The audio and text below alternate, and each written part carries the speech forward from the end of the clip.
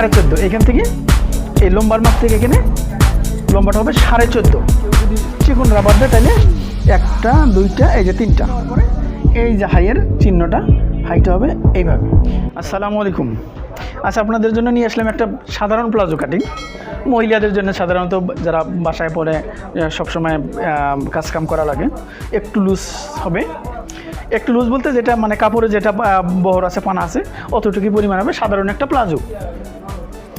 তাহলে আমি যে প্লাজোটা কাটিং করব, আমি যার মাপে করব তার বডি হচ্ছে 40, যার বডি হচ্ছে 40, তার জন্যে সেই মাপে আমি প্লাজোটা কাটিং করব। এখানে কাপড় আছে, এখানে কাপড় আছে 2.5 গজ পরিমাণ, 2 হাতা পানা কাপড়, ভয়েল কাপড়, ভয়েল কাপড় 2 হাতা পরিমাণ কাপড় আছে 2.5 গজ। তাহলে আমাকে দেখতে হবে যে যেহেতু বডি 40 এবং এই প্লাজোটার লম্বাটাও হবে 40, প্লাজোটার লম্বাটাও হবে 40 এবং আমি যার মাপে কাটবো তার বডি হবে 40। তাহলে কাটিংটা কিভাবে করা লাগবে আপনারা লক্ষ্য রাখবেন। একদম সাধারণ প্লাজো এবং খুব তাড়াতাড়ি আপনারা কাটিংটা করতে পারবেন। আমাকে প্রথমে এই নিচের সাইজটা করে নেওয়া লাগবে। আমি কিন্তু এখানে কাপড়টা কোম্পানি থেকে, কিন্তু এই ভয়েল কাপড়, পপলিন কাপড় সাধারণত যে কোম্পানি থেকে এই 2 ভাঁজ করা থাকে, এই 2 ভাঁজ আমি এখানে মোটামুটি আরেকটা ভাঁজ, এই যে আমি এই ভাঁজ করে নিয়েছি, এই 2.5 গজ পরিমাণ কাপড় আমি এই যে 2 ভাঁজ করে নিলাম।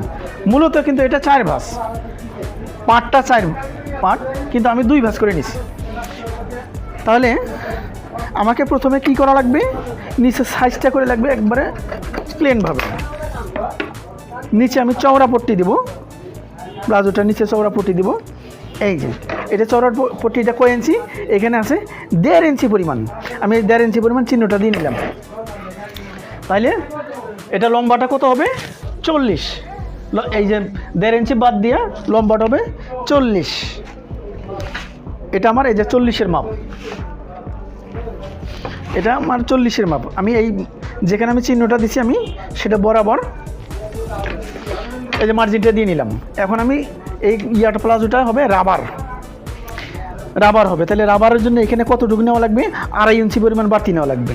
এই যে আমি 2.5 ইঞ্চি পরিমাণ বাড়তির চিহ্নটা দিয়ে নিচ্ছি, 2.5 ইঞ্চি পরিমাণ চিহ্নটা দিয়ে নিচ্ছি।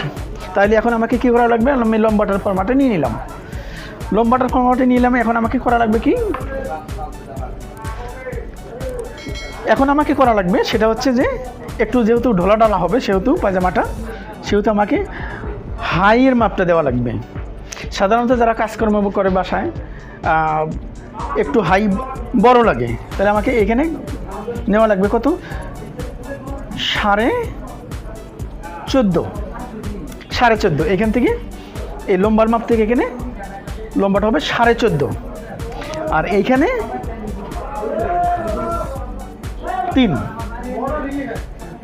এখানে 3। আমি এই চিহ্নটা মার্জিনটা দিয়ে নিচ্ছি। এই যে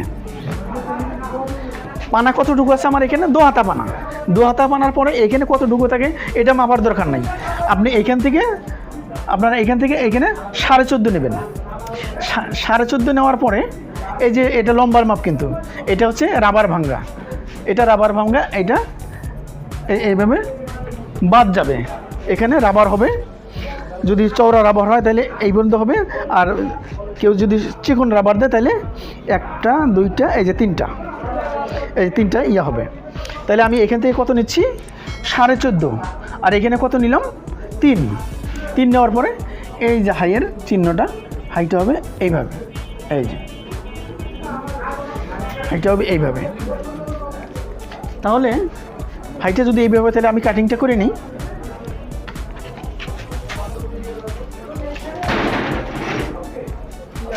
তাহলে আমি কাটিংটা করে নিচ্ছি।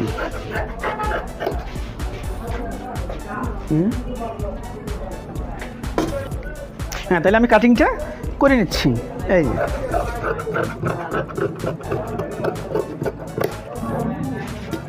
এটা হবে, এখানে হবে রাবার, এই যে একেবারে খুব অতি সহজে এখানে হবে রাবার, খুব অতি সহজে আপনার কাটিংটা হয়ে গেল। এই ইয়াটা হবে, এইটা ভাঙ্গাটা হবে এখানে, এটা চওড়া সেলাই হবে, সেলাইটা হবে চওড়া, এই প্লেটটা এইরকম ইয়াটা প্লেটটা হবে। তাহলে সম্পূর্ণ ইয়াটা কাটিংটা হয়ে গেল, আপনার মহড়াটা কাটিং হয়ে গেল, লম্বাটা কাটিং হয়ে গেল। খুব সহজে, একেবারে অতি দ্রুত, সেলাইও খুব একেবারে সর্বোচ্চ 15 মিনিটের মধ্যে আপনি সেলাই মেকআপ করে দিতে পারবেন। শুধু খালি এই যে সাইডটা জয়েন দেওয়ার পরে আপনি প্রথমে করবেন কি, এই যে চিহ্নটা দেওয়া থাকলো, এখানে একটু চিহ্ন দেওয়ার পরে সে খালি এই একটা লম্বা সেলাই দেওয়ার পরে এটা জয়েন দিবেন, এবং এইখানে 1, 2, 3 সেলাই, আপনার পায়জামার সেলাই হয়ে গেল।